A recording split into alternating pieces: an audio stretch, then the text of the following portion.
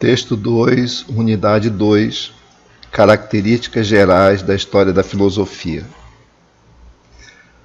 Apesar das mudanças que podemos observar na forma de pensar dos filósofos ao longo da história, a filosofia permanece como um dos alicerces da cultura, que por sua vez se expandiu e alcançou a abrangência global. Ao intentarem uma pesquisa radical, visando estabelecer a unidade da realidade e do pensamento, segundo um princípio único e imutável, os primeiros filósofos introduziram na história da humanidade uma maneira de conceber o cosmos, isto é, o universo ordenado, em oposição ao caos, isto é, a dispersão e fragmentação de todos os seres. Eles substituíram cosmogonias narradas pelos aedos, os poetas que percorriam as cidades gregas, nas quais os eventos da natureza e as ações humanas se explicavam como efeitos dos desejos e caprichos das divindades, por teorias, isto é, explicações puramente racionais, pelas quais tais eventos passaram a ser atribuídos a elementos ou forças naturais, physis, cuja ocorrência não estaria sujeita ao humor volátil dos deuses, nem às circunstâncias efêmeras da vontade humana, mas a uma ordem regular, uma regra imutável e abrangente, da qual nem mesmo os deuses poderiam escapar. O sincretismo, pelo qual se desenvolveu o cristianismo, foi responsável pela síntese do pensamento filosófico da antiguidade e das crenças orientais, disseminadas pelo Ocidente, até a transformação do catolicismo em religião oficial do Império Romano e da conquista espiritual da Igreja Católica sobre as sociedades da Europa. Ora, uma das razões pelas quais se pode explicar o êxito do cristianismo sobre o paganismo é a sua fusão com o pensamento filosófico, promovida pelos padres da Igreja e Santo Agostinho no final da Antiguidade e pela escolástica, sobretudo através da obra de Santo Tomás de Aquino nos últimos séculos da Idade Média. De fato, esse período de 1000 anos, ao qual os críticos e historiadores do Renascimento designaram como o período das trevas, nada teve de obscuro. Pelo contrário, foi um período fértil de produções intelectuais, às quais devemos o legado da tradição cultural e científica que recebemos na modernidade. Além disso, esse foi o período em que se consolidaram os fundamentos da civilização greco-cristã, da qual todas as nações do Ocidente fazem parte. Na Idade Média, Deus ocupou o lugar da natureza como princípio de explicação do ser e do devir.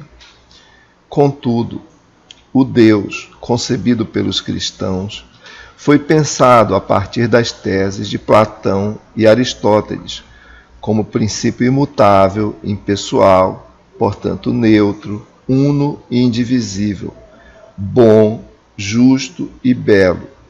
Ou seja, trata-se de uma divindade com todas as características do princípio natural e racional que na antiguidade os primeiros filósofos aspiravam conhecer.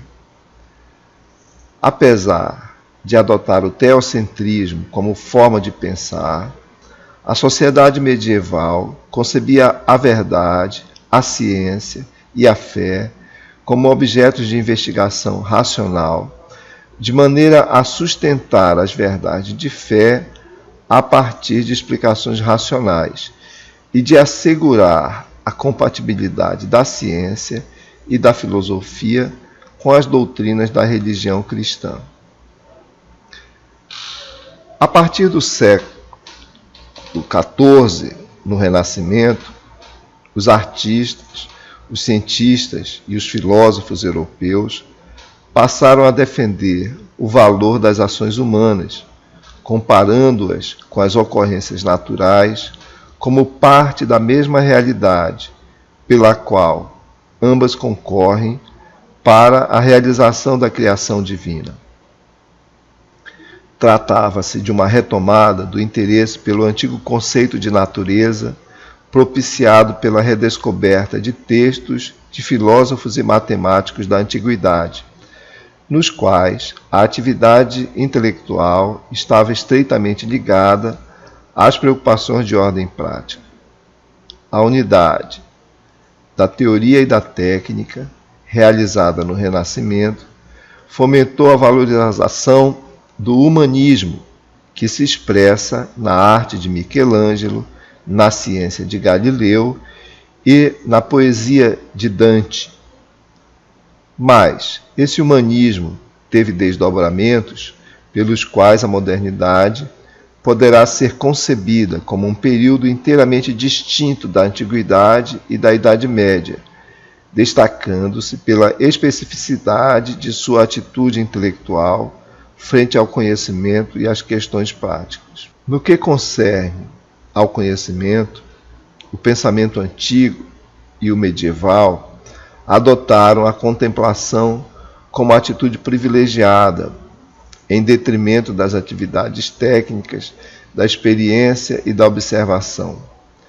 Conhecer, para eles, implicava uma atitude de abstração progressiva, pelo afastamento sistemático das opiniões e dos dados particulares e aparentes dos sentidos, até alcançar a visão dos conceitos pela iluminação da razão.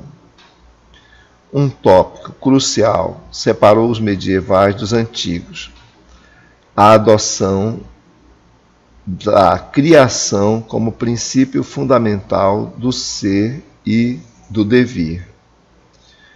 Ao contrário dos filósofos da antiguidade, que concebiam a natureza como uma realidade que sempre existiu, os medievais passaram a sustentar que a existência de todas as coisas teve um início e que o curso da natureza, assim como o da história da humanidade, encontrarão um termo conforme as determinações de Deus.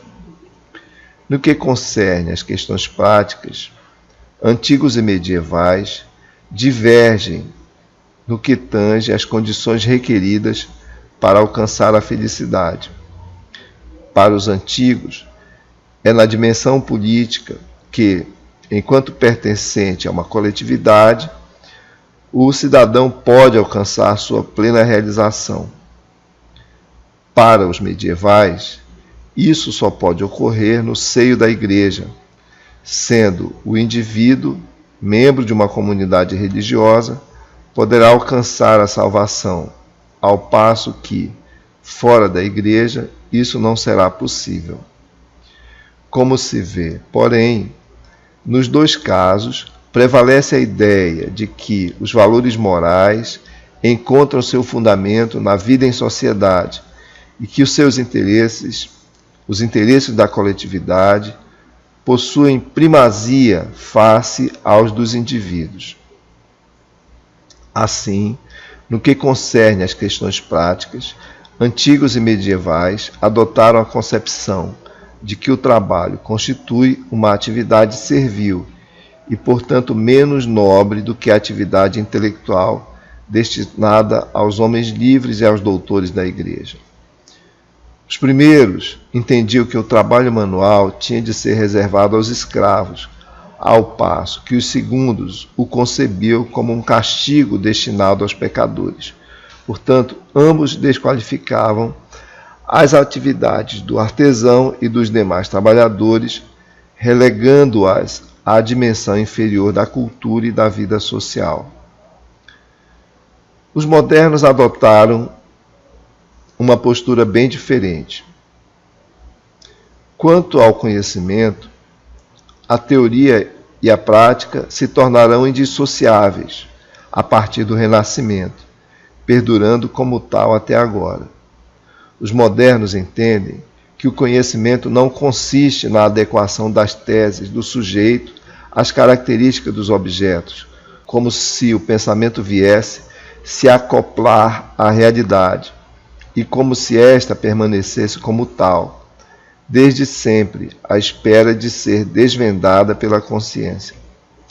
Eles compreendem que o conhecimento é resultado de suas próprias elaborações intelectuais, formuladas a partir dos dados da experiência e permanentemente retificadas pelo aprimoramento dos recursos técnicos e teóricos. No que se refere às questões práticas, consolidou-se a tese de que a moral e a ética não são fundadas nem na natureza, nem na autoridade divina, cabendo a cada indivíduo fazer uso de sua liberdade de consciência ou de sua autonomia intelectual para julgar o que é certo ou errado em sua conduta pessoal e no domínio de suas relações com as outras pessoas, e até mesmo com os animais, as plantas e os demais recursos da natureza. Outra diferença importante introduzida pelos modernos é o individualismo. Os filósofos modernos entenderam que todo conhecimento não pode ter outro fundamento senão o entendimento humano, considerando-se cada indivíduo como dotado de uma faculdade da razão, na qual se encontram as condições de possibilidade de todo o conhecimento. Isso também se estende à maneira moderna de conceber as relações entre os indivíduos e a coletividade, da qual fazem parte. O conceito de contrato social, pelo qual se formulou a legitimidade do Estado moderno e atribuiu ao ato de cada indivíduo de renunciar ao direito de se defender para delegado ao Estado, o fato político indispensável para garantir a segurança de todos e a paz social. Contudo, essa tese concebe o Estado menos como a organização de uma estrutura política destinada à satisfação do bem comum e à perpetuação dos interesses da nação, do que como instrumento para assegurar a felicidade individual e a realização dos anseios de cada um dos membros, conforme suas disposições, seus talentos e potencialidades. Nesse domínio, a política e a religião foram substituídas pelo mercado. Muitas pessoas pensam de maneira parecida como pensavam os filósofos da Antiguidade ou os filósofos da Idade Média. Isso ocorre porque, embora a cultura tenha se alterado de maneira geral, o legado de nossos antepassados continua a circular sob a forma de senso comum, muitas vezes sendo explorado por ideologias, religiões ou sectarismo diverso. Além disso, o pensamento moderno incorporou preconceitos antigos e medievais que ainda se fazem valer como verdades, especialmente quando são investidos de valor acadêmico, científico ou filosófico por instituições oficiais. Esse fenômeno nos faz lembrar a relevância do conceito formulado pelo pensador Immanuel Kant no final do século XVIII, a propósito do movimento iluminista que então anunciava os ideais da modernidade. Para Kant, ser moderno não é seguir a moda, nem obedecer cegamente uma autoridade, ainda que se trate de uma questão religiosa, uma questão científica ou uma questão política. Para ele, ser moderno é assumir de maneira autônoma a coragem de tomar decisões de acordo com a sua própria consciência, buscando se esclarecer, mesmo que, para tanto, cometamos erros ou, como se diz, quebremos a cara.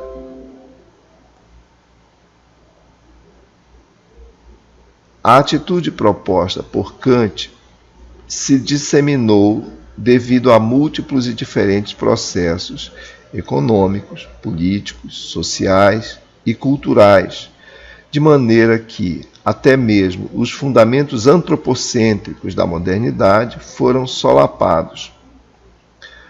A suspeita sobre os fundamentos da razão individualista é o que constitui a crise da modernidade.